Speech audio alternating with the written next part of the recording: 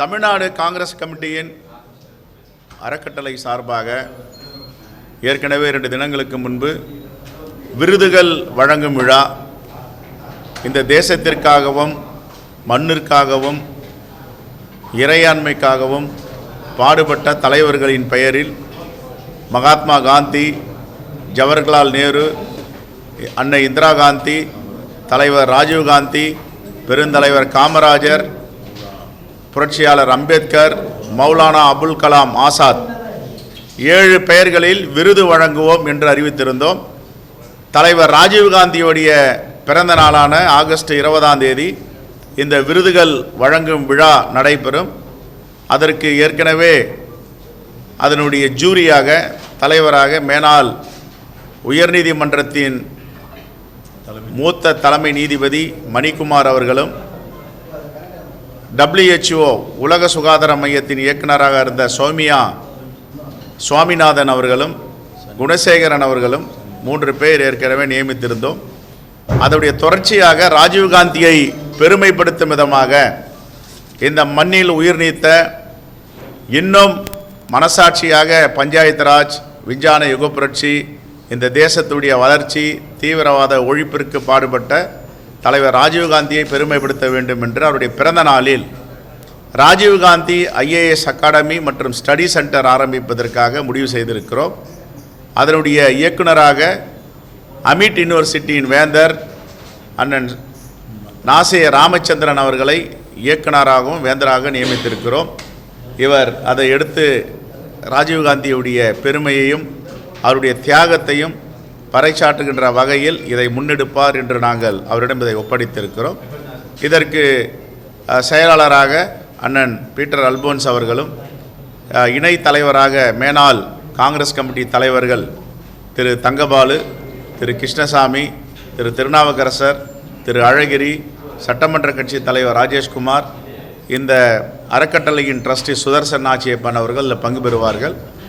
இன்னொரு திட்டமாக ராஜீவ்காந்தியோட பிறந்த நாளில் காந்தியன் ஐடியாலஜி, காந்தியை பற்றியும் நேருவை பற்றியும் அன்னை இந்திரா காந்தி, ராஜீவ்காந்தி பற்றியும் இந்த தலைமுறைக்கு எடுத்து செல்லுகின்ற காலகட்டாயத்தில் இருக்கிறோம். அனைத்து தமிழ்நாட்டு கல்லூரிகளிலும் பேச்சு போட்டி, எழுத்து போட்டி வைப்போம். மாவட்ட கட்டுரை போட்டி ஆங்கிலத்திலும் தமிழிலும் மாவட்ட அளவில், நிறைவாக மாநில அளவில் நடைபெறும். இதையும் தலைவர் ராஜீவ்காந்தி பிறந்த நாள் அன்று துவக்க இருக்கிறோம். 3 திட்டங்களை அறிவித்திருக்கிறோம். தலைவர்களுக்கு விருது வழங்கும் விழா, ராஜீவ்காந்தி பெயரில் IAS அகாடமி, ராஜீவ்காந்தி, இந்திரா காந்தி, நேரு, காந்தி பெயரில் கட்டுரை போட்டி, பேச்சு போட்டியை நடத்த இருக்கிறோம்.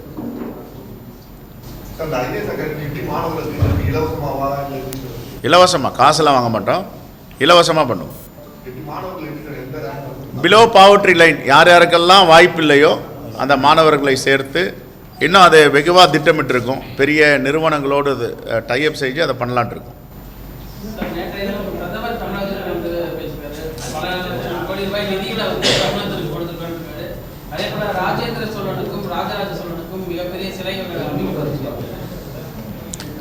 முதல்ல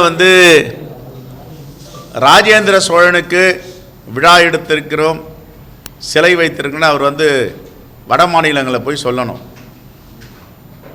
கங்கை கொண்ட சோழன் சொல்கிறாங்க. கங்கை கொண்ட சோழபுரத்தில் கங்கையிலிருந்து நீரை எடுத்து அங்கே பெருவுடையாருக்கு அபிஷேகம் செய்தார் என்று வரலாற்று கல்வெட்டுகள் சொல்லுகின்றன. கங்கை கொண்ட சோழபுரம், கங்கை கொண்ட சோழன் எதற்கு, எப்படி அவருக்கு பெயர் வந்தது? கங்கையை வென்றான், கங்கையை தோல்வியடைய செய்தான், அப்படி என்னும் ஒரு வரலாறு இருக்கு. வட மாநிலங்களை வென்றெடுத்த ராஜேந்திர சோழனுக்கு விழா, இதை இவர் வட மாநிலங்களில் சொல்லுவாரா?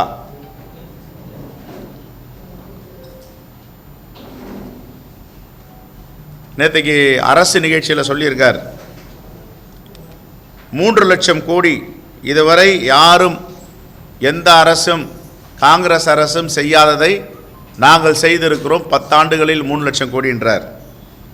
அவருடைய உள்துறை அமைச்சர் அமித்ஷா சொல்கிறார், நாங்கள் இது வரைக்கும் 10 ஆண்டுகளில் 1,00,000 53,000 கோடி கொடுத்துருக்கோம், காங்கிரஸ் ஆட்சியில் கொடுத்துருக்காங்க.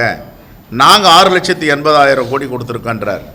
இவர் சொல்கிறது 3 லட்சம் கோடி, அமித்ஷா சொல்கிறது 6,80,000 கோடி. இங்கே ஒரு அமைச்சர் இருக்கார், அந்த அமைச்சர் சொல்கிறார் முருகன், அவர் என்ன சொல்கிறாருன்னா 11 ஆண்டுகள் 12 லட்சம் கோடின்றார். இதெல்லாம் ஒப்பிட்டு இன்றைக்கி ஆங்கில பத்திரிகையெல்லாம் அது வந்திருக்கு. இது எது உண்மை? இது பிரதமர் சொல்கிறாரு 3 லட்சம் கோடின்றார், ஒன்றிய அமைச்சர் முருகன் சொல்கிறாரு 12 லட்சம் கோடின்றார், உள்துறை அமைச்சர் சொல்கிறார் 6,80,000 கோடி. இது யார் சொல்வது உண்மை? நாங்கள் சொல்கிறோம் உண்மையை. காங்கிரஸ் அரசு செய்தது போல் தமிழ்நாட்டிற்கு நிதி ஒதுக்கீடும் திட்டங்களும் 10 ஆண்டுகளில் 11 ஆண்டுகளில் பாஜக செய்யவில்லை. அதற்கு பல காரணங்கள் உண்டு. மன்மோகன் சிங் ஆட்சியில் வரி என்பது மக்களுக்கு இயல்பாக சுலபமாக இருந்தது, உதவுவதாக இருந்தது. ஆனால் இப்போ இவர் கொண்டு இருக்க ஜிஎஸ்டி 18 விழுக்காடுலேருந்து 40 விழுக்காடு, சவப்பெட்டிக்கும் ஜிஎஸ்டி, ஐசியூவில் இருக்கிற பொருட்களுக்கும் ஜிஎஸ்டி. ஐசியூவில் போயிட்டு பத்திரிகையாளர்களோ நாங்களோ ஏழை மக்களோ போயிட்டு வந்தாங்கன்னா உயிர்காக்கும் கருவிகளுக்கு ஜிஎஸ்டி. இதெல்லாம் காங்கிரஸ் ஆட்சியில் கிடையாது. கொரோனா பெருந்தொற்று காலத்தில் உயிர்காக்கும் பொருட்களை இறக்குமதி செய்தால் அதுக்கும் ஜிஎஸ்டி போட்டார். அப்போது ஒரு ஆதாரபூர்வமாக இன்றைக்கி ஒரு கட்டுரை வந்திருக்கு.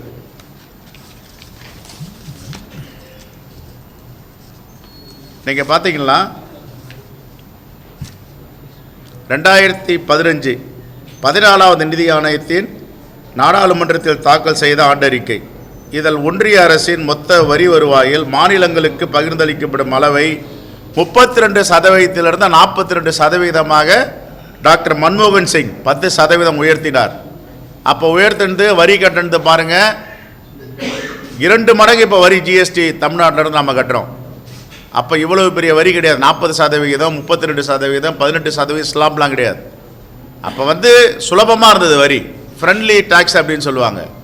ஆனால் இப்போ ஜிஎஸ்டி மூலயமா இவர் சிறு குறு மற்றும் நடுத்தர தொழில் எல்லாத்தையும் வீட்டுக்கு அனுப்பிட்டார். சர்ச்சார்ஜ், செஸ் இதெல்லாம் ஏற்றிட்டார். இப்போது இவங்களுடைய ஆட்சியில் நாம் 32 விழுக்காடு இருந்து 42 விழுக்காடாக 10% உயர்த்தி கொடுத்த டாக்டர் மன்மோகன் சிங் அங்கே இவர் 2 மடங்கு 3 மடங்கு வரியை உயர்த்தி வாங்கிட்டு 12% குறைச்சிருக்கார். இப்போ குறிப்பாக சொல்லணும்னா நமக்கு கிடைக்க வேண்டிய நேற்றுக்கு முதலமைச்சர் கூட ஒரு கடிதம் கொடுத்துருக்கார். 2132 கோடி ரூபாய் சமக்ஷரா சிக்ஷா பள்ளி கல்வித்துறைக்கு கொடுக்க வேண்டிய நிதியை கொடுக்கவில்லை. இதனால் அடுத்த தலைமுறையை உருவாக்குகின்ற பள்ளி கல்வித்துறை முடங்கி போடும் அளவிற்கு இருக்கிறது. இதற்கு என்ன காரணம்? மும்மொழி கொள்கை திட்டத்தில் கையொப்பமிட வேண்டும், புதிய கல்வி கொள்கை திட்டத்தை ஏற்றுக்கொள்ள வேண்டும். அப்படி ஏற்றுக்கொண்டால் நாங்கள் இந்த பணத்தை கொடுக்கிறோம் என்று தர்மேந்திர பிரதான் சவால் விட்டு சொன்னார். ஆனால் பாஜக ஆளும் மாநிலங்களில் அதை எடுத்துக்கல. அவங்களே இப்போ எதிர்க்கிறாங்க. மகாராஷ்டிராவில் பாஜக ஆண்டாலும் எங்களுக்கு மராத்தி தான் தாய்மொழி, இந்தியை ஏற்றுக்கொள்ள மாட்டேன்றாங்க. இப்போ தொடர்ந்து தோல்வியில் அறிவிப்பாங்க, தோல்வி அடைவாங்க, திரும்ப பெறுவாங்க. தான் பாஜகவுடைய ஆட்சியில் நடக்கிற ஸ்டைல். இப்போ என்ன சொல்கிறாங்க? எந்த மாநிலங்கள் ஏற்றுக்கொள்ளுகிறதோ ஏற்றுக்கொள்ளட்டும், ஏற்றுக்கொள்ளாத மாநிலங்களை போயிட்டு பிரச்சனை இல்லைன்றாங்க. ஆகையால் படுதோல்வி அடைந்திருக்கின்ற 11 ஆண்டுகள் பாஜக ஆட்சியில் தமிழ்நாட்டுக்கு உண்மைக்கு புறம்பான செய்திகளை பிரதமர் சொல்லிவிட்டு சென்றிருக்கிறார். சொல்லுங்க. அதிமுக கூட்டணிக்கு விசிகா வரணும்னு எடப்பாடி பழனிசாமி அழைப்பு கொடுத்திருக்காரு. இந்த நிலையில நேற்று திருமாவளவன் பிரைம் மினிஸ்டர் நிகழ்ச்சியில் கலந்துக்கிட்டத ஒரு திருப்புமுனை ஏற்பட்டிருக்கு அப்படின்னு சொல்லிட்டு முன்னாள் அமைச்சர் ராஜேந்திர பாலாஜி கருத்து தெரிவித்தார். ஏங்க, அவர் அரியலூரில் நிகழ்ச்சி நடக்குது. அவர் சிதம்பரம் நாடாளுமன்ற உறுப்பினர். அரியலூர் சட்டமன்றமும் சிதம்பரம் நாடாளுமன்றத்தில் இருக்குது. அப்படின்னா தூத்துக்குடியில் நடக்கிறதுக்கு போயிட்டு அம்மையார் கனிமொழி கலந்துட்டாங்க. அதுக்காக திருப்புமுனை ஏற்படும் ராஜேந்திர பாலாஜி சொல்லுவாரா? எந்தெந்த நாடாளுமன்றத்தில் ஒன்றிய அரசுடைய அரசு நிகழ்ச்சி நடக்குதோ அங்கே நாடாளுமன்ற உறுப்பினர்களை அழைப்பார்கள். அந்த அழைப்பின் பேரில் தான் விடுதலை சிறுத்தைகளுடைய தலைவர் கலந்திருக்கார்.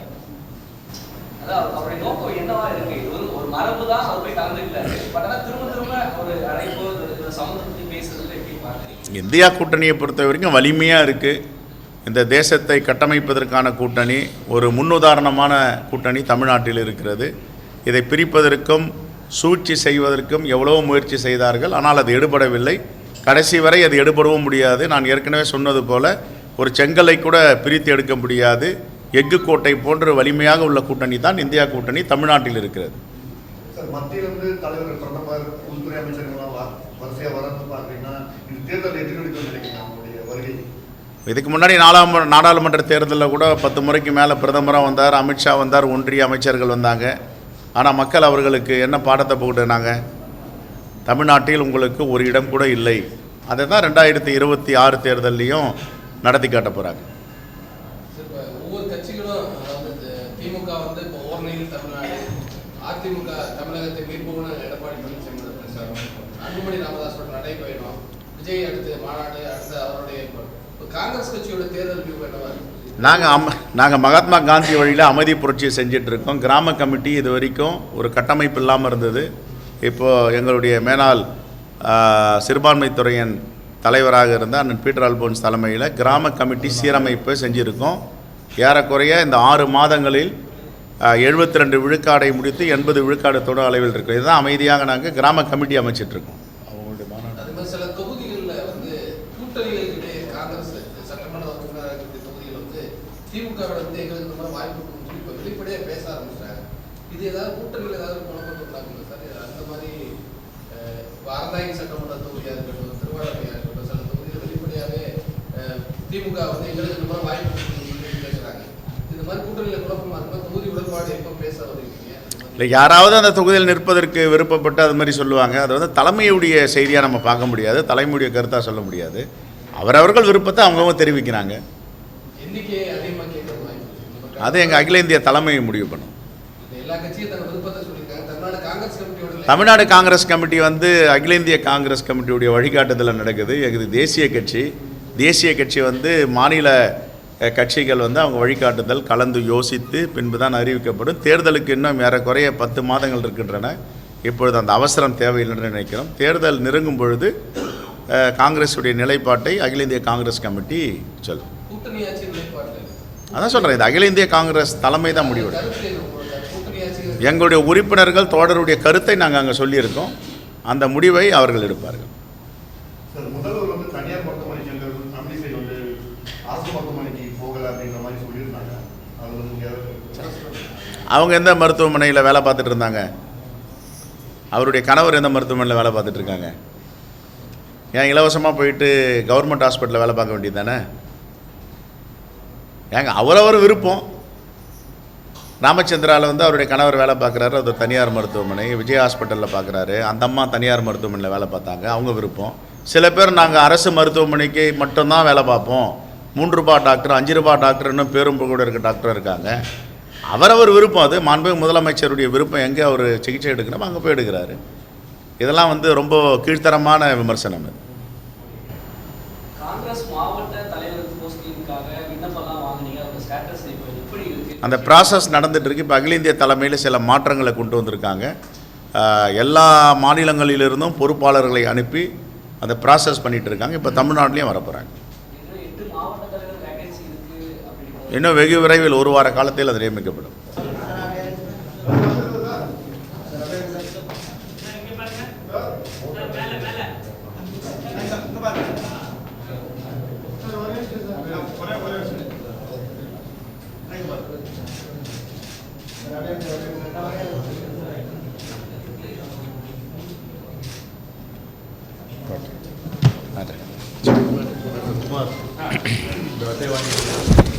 ஏதோ ஓபிஎஸ் கேட்டீங்கம்மா, என்னது? ஓபிஎஸ் வந்து பிரதமரை சந்திக்கிறதுக்கு நேரம் கேட்டிருந்தாரு, ஆனால் வந்து நேரம் ஒதுக்கப்படல. தொடர்ந்து என்டிஏ கூட்டணியில தொடர்ந்து அவர் சொல்லியிருக்காரு, பிரதமரை சந்திக்கிற கூட நேரம் ஒதுக்கிறது. இதுதான் பாஜகவுடைய ஸ்டைல். ஏற்கனவே 2021 தேர்தலில் எப்படிலாம் பிரித்தாளும் கொள்கையில் இறங்கினாங்கன்னு தெரியும். டிடிவியை தனியாகவும் அம்மையார் சசிகலாவை தனியாகவும் நிற்க வச்சாங்க. ஒடிச்சாங்களா அந்த கட்சியை? பிறகு நாடாளுமன்ற தேர்தல் 24 ஒரு அதிமுக 4 அதிமுக ஆகினாங்க. சசிகலா அம்மா ஒரு பக்கம், டிடிவி ஒரு பக்கம், ஓபிஎஸ் ஒரு பக்கம், எடப்பாடி ஒரு பக்கம், 4 ஆகினாங்க. இப்போ ஓபிஎஸை வந்து அந்த அமைச்சரவையில் சேர்த்தது யார்? தர்ம யுத்தம் நடத்தி தர்ம யுத்தத்தை கலைச்சது யார்? தர்ம யுத்தத்துக்கு யார் காரணம்? தர்ம யுத்தத்தை முடிவுக்கு வந்தது யார் காரணம்? மீண்டும் அதிமுகவில் இணைக்க முயற்சி செய்தது யார்? முடியலன்னு சொன்னோடனே இப்போ அவரை கைவிட்டது யார்? இதை தான் பாஜக ஆர்எஸ்எஸ் உடைய சித்தாந்தம். பிரித்தாளும் கொள்கையில் பாஜகவுக்கு நிகரான கட்சி இந்த தேசத்தில் எங்கும் இல்லை. அதுதான் இப்போ ஓபிஎஸ்ஸை கைவிட்ட கதை.